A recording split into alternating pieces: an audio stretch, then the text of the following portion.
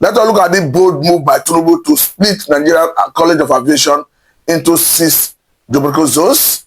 Of course, these are God people talking, but North is seriously opposing this. But again, I'll bring you up to speed with respect to what the North is talking about it. But meanwhile, according to the information, this is coming from a Twitter handle that goes by TJ.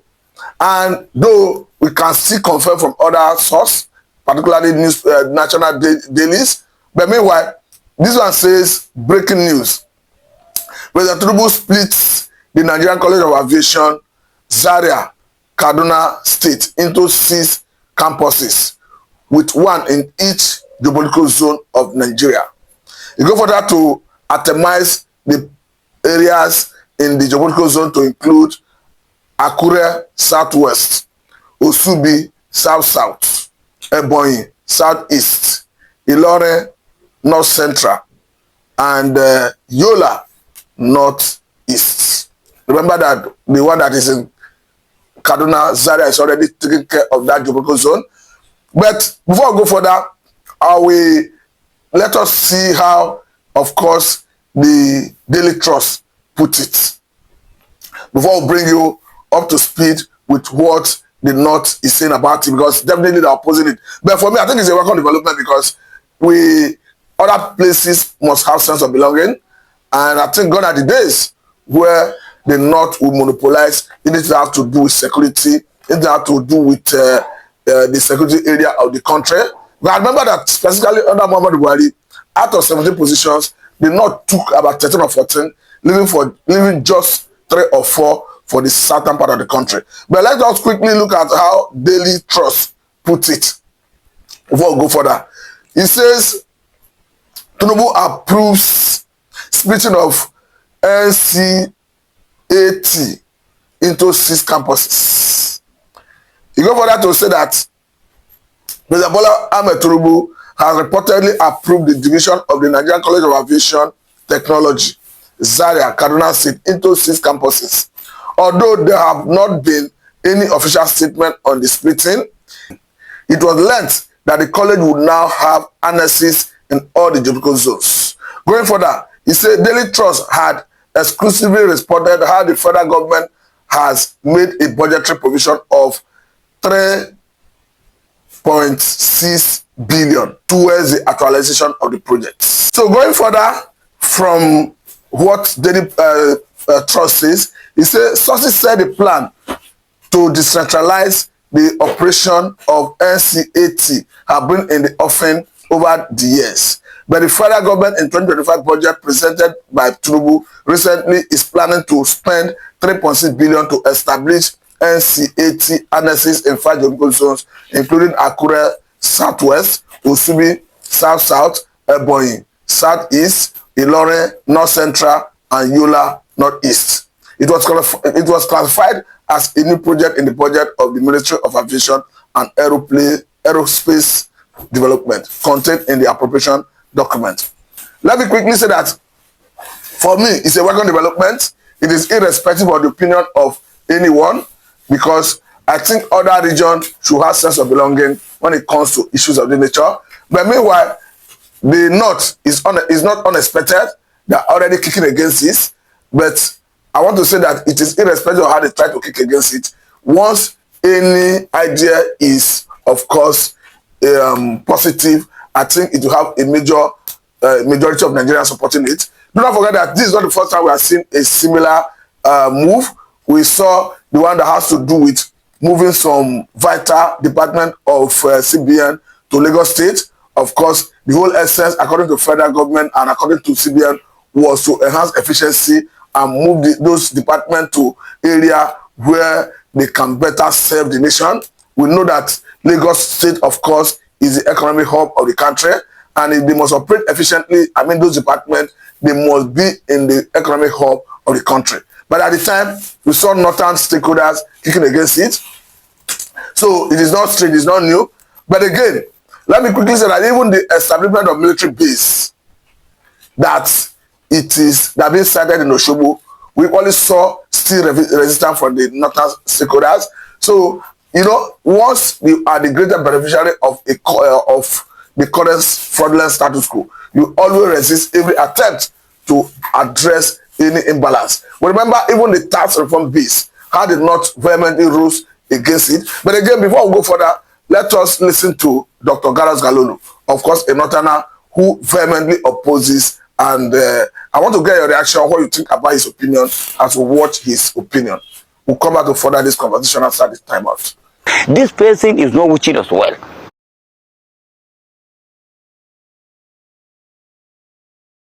Where is Mr. President taking this aviation to split it? We are not accepting. Where is Mr. President taking this aviation to split it? We are not accepting it and we are not agreeing. I understand Mr. President want to spread anything from the north. He can build anything if he like in Lagos, but that aviation, nobody can split it. We will not accept it. And I want our governor from the north to understand, and another elder, this person is not watching us well. And is not watching us for anything training. Yes. So please, let us put heads together and stand. Say no to splitting of aviation. If they want, that aviation is the best in West Africa. One Obasanjo came on board, he upgraded. One Eradua come, he upgraded. One Jonada come, he upgraded. One Baricom is the same thing. So why must Mr. President want to split it? From fuel subsidy, you come back to tax, you come back to 15 trillion of your company. Okay, what do you want to do with us for not, for God's sake? Is a vote, is it a problem to vote you? Is it a problem? Just we vote you and you want to just punish us on every of our things we have in the north, you want to take it to south. Is that how they do something, okay? Southwest, why? Why are we, is it an offense to give you enough boat from the north? So, nobody can separate that. That thing, nobody can split it, is to see political, it's our own. We build it with our money in the north. So why would you want to carry it to this thing? If you want to go and build another one in Lagos. Okay, why don't you carry Yaba College of Technology to split it into 10 places? Why don't you carry Yaba College and split it into that places? Or School of Accountants in Lagos, split it to that places. Why? Why? Okay, why don't you split them? Why don't you build port in Port Harcourt? And you go and send the bill of Lekki Port. All the port be in Lagos. They are not in Port Harcourt, they are not in Wariwal, they have the port. Why don't you repair that port? And the money you want to build this school, when are they starting the lecture? Because already these people, they have started the lecture, they have hostel, they have everything. Okay, why do you want to split it now? When will you build this? Which day? And how can that thing be possible within 2 years? Because you are going. You are going, we cannot vote you again. This thing you are doing for us, we cannot vote you again. Simple. With the situation in US. Because I have seen one name, Yakini, Ademola, Ogulele. So we don't know where that name come from. I have it in US with the pictures of a man, but very soon I will publish the picture of the person and the name, because it's 3 names. Nobody can have 6 names. Nobody. You can't have 6 names. And you can see what is happening there. They even call a budget and planning minister, who is Bagudu, former governor of Kebbi State. For 8 years, he cannot even commission one road in Kebbi State. And they give him budget and planning. Now, they call him in US. We see it, and everything is going around, which is embarrassing. So, we want this thing to remain where is it. Nigerian aviation technology in Zaria is there. Nobody can take it away. We cannot take it, and nobody can intimidate us. Nobody. Maybe one settled time you even carry Nigerian Defense Academy to Lagos. Police pull back in Woodin, you will carry. Where do you get the land to build them? You tell us before when they put you up on May 23, 29, 2003. You said 4 years is 4 years for university. Now as you want to go for strike, how comes? What happened when us want to go for strike? Why don't you address all those problems that we are doing? You always bring problem from problem to problem. Where are we going, for God's sake? All the road, I see you say road to Akure, to Awuchi, and to other this thing. Which day the road will be completed? You know, complete from here 30 kilometers, Abuja to Kaduna, you are making another project that you cannot be able to. And all the budget you make, you don't submit it. You will make an award of a letter, no PPR, no public procurement law. You just sign it and apply it for yourself without proving from the National Assembly. This are National Assembly, they're supposed to even go because they are not doing any job. How can somebody make all this type of budget and put it to himself, and then I see they invite Minister of Finance? He's a liar. Means what was his record before he became Minister of Finance? What is his record on the finance sector? Even the Cardoso, which bank does he work? He worked a bank and the bank collapsed completely. He finished the bank. Let him tell us the bank that he worked. We know the bank that he worked. The bank is not existing any longer. This is the person you bring as a CBN and you expect result. We don't expect any result. What we expect, 2027, we vote you out. So like I said, the North will always resist any attempt to tamper with the current fraudulent status quo, because they are the greatest beneficiary of the current fraudulent status quo. We need to ask and we need to wonder why and how did Kano get 44 local governments? Jigawa is having 27 local governments. Put together, we are talking about 71 local governments. Whereas a state like Lagos is having 25 local governments recognized by the Constitution. Delta is having about 25.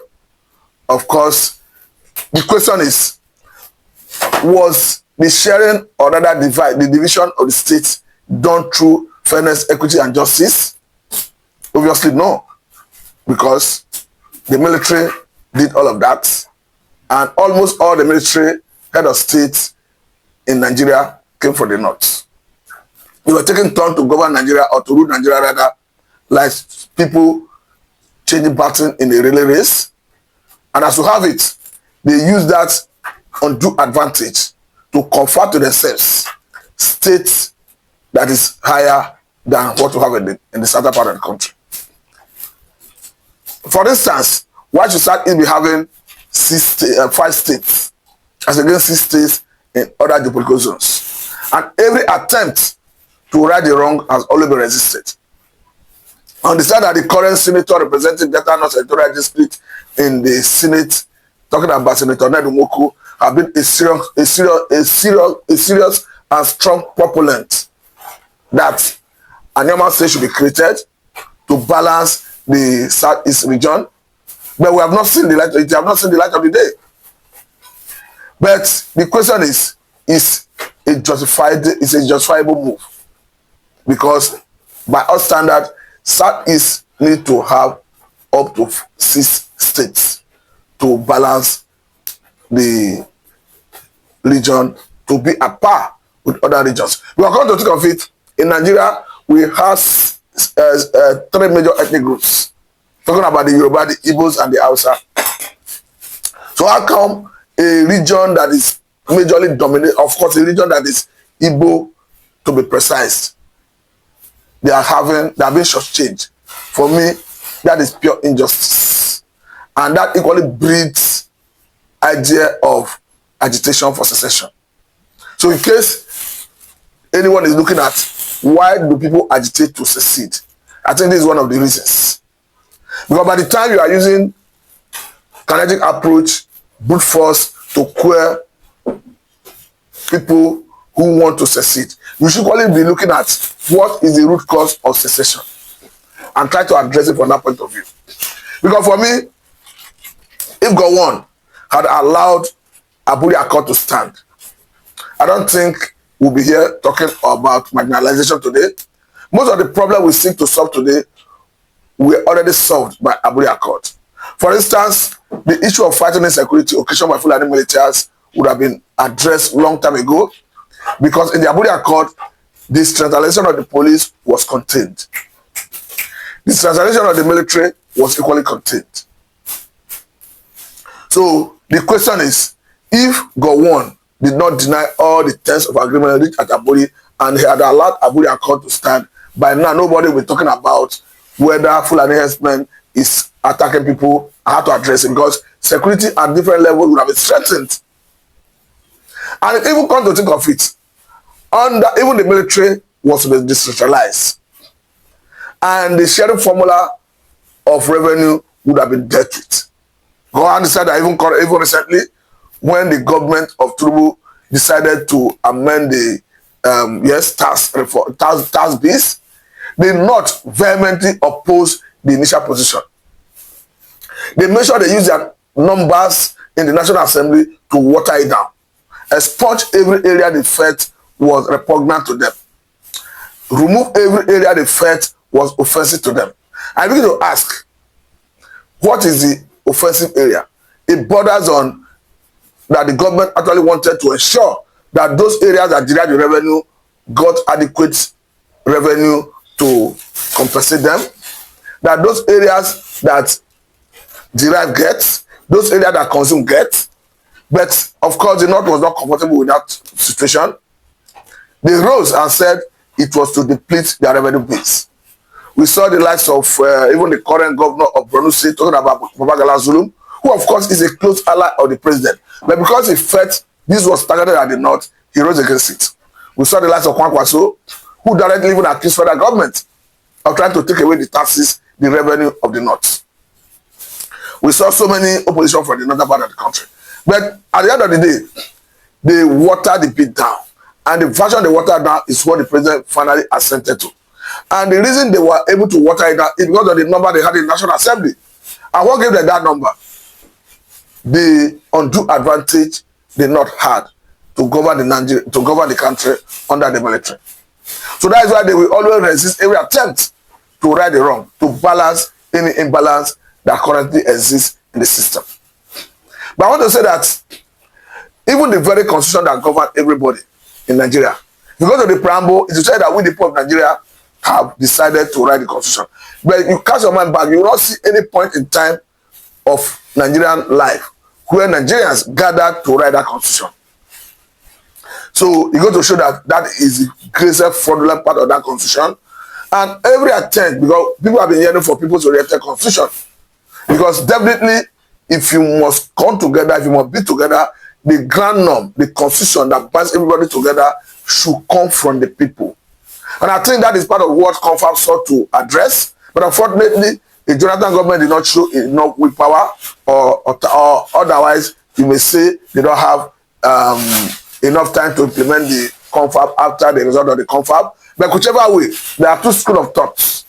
One says the government did not have enough willpower to pursue it. The second one says that, of course, there was no time after the CONFAB to even go further to implement it. But there's another school of thought anyway that said that it was all political. That after all, that Jonathan had all the time, why did he wait until the twilight of his administration before convening that CONFAB? But however I look at it, it was a good move that would have ended up ushering in a better constitution for the people, because you understand that people were drawn from different areas. It was purely apolitical. Religious leaders, traditional institutions, everybody converged in Abuja to deliberate and arrive at that result of the CONFAB. But unfortunately, it didn't see the light of the day. Just like any other panel of inquiry organized by Nigerian government, it's now gathering dust in the shape of federal government. But I think my own point is, even if a Tinubu's government is not ready in dusting that file and giving it attention, it should look towards a similar conference where those gray areas, where those issues that border on how Nigerians question the sovereignty of Nigeria can be addressed. Because one thing is certain, the federal government can use the battle of gun to coerce people together under the entity called Nigeria. But you cannot coerce their minds. Because in the mind of some average Nigerians, they have exited Nigeria already. And the Bible says, can two work together except they agree? Obviously, no. That is a statement of facts.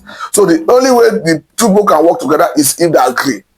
And the only way they can agree is when they are personally convinced. That conviction must come from them, not somebody using the power of God to coerce them. Like the federal government using the coercive power of the government to coerce everybody under the same entity called Nigeria.